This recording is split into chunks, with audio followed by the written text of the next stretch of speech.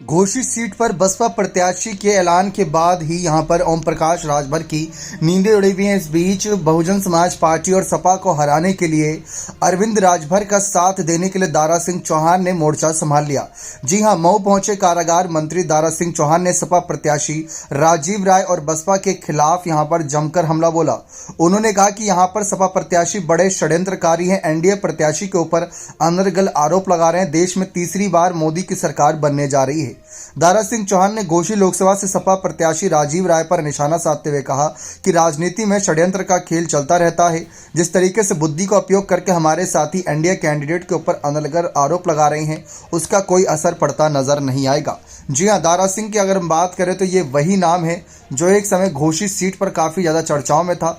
दारा सिंह जिस तरीके से सीट से चर्चाओं में बने थे, उसके पीछे की वजह काफ़ी हद तक मायावती थी, क्योंकि तब मायावती इनको चुनावी मैदान में उतारा करती थी। लेकिन फिर ये सपा में शामिल हुए, भाजपा के साथ गए, फिर कहीं ना कहीं पाला बदल का खेल शुरू रहा। लेकिन अंतिम में जाकर इन्होंने घोषी की विधानसभा सीट जो छोड़ी थी, फिर उसके बाद भाजपा में शामिल हुए, चुनाव हार गए उपचुनाव। लेकिन उसके बावजूद ये कहीं ना कहीं हार नहीं माने, फिर बीजेपी ने एमएलसी बनाकर मंत्री पद दिया। लेकिन इस बार घोषी सीट जो कि एनडीए के साथी दल सुभाषपा के खाते में गई है और सुभाषपा ने इस सीट से अरविंद राजभर को उतारा है, जो ओम प्रकाश राजभर के बेटे हैं। जबकि मायावती ने इस सीट से साल 1999 में चुनाव जीत चुके सांसद बन चुके बालकृष्ण चौहान को ही टिकट दिया है।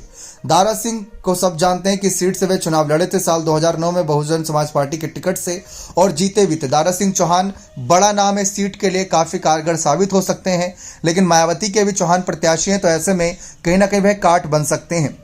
साल 2019 में बहुजन समाज पार्टी ने सपा आरएलडी की मदद से ये सीट जीती थी, जिसमें अतुल राय की जीत हुई थी 1,22,000 के प्लस मतों से। और बसपा इस सीट पर लगातार नंबर 2, नंबर 3 की ही पोजीशन पर रही है।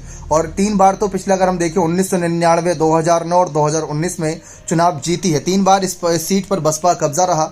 लेकिन ओम प्रकाश राजभर का साथ देने के लिए, उनको बेटे को जिताने के लिए अब दारा सिंह चौहान ने मोर्चा संभाला है। लेकिन उससे बसपा प्रत्याशी को कितना नुकसान होगा, सपा प्रत्याशी को कितना नुकसान होगा, ये देखना दिलचस्प रहेगा। बने रहे चैनल के साथ। बहुत बहुत धन्यवाद।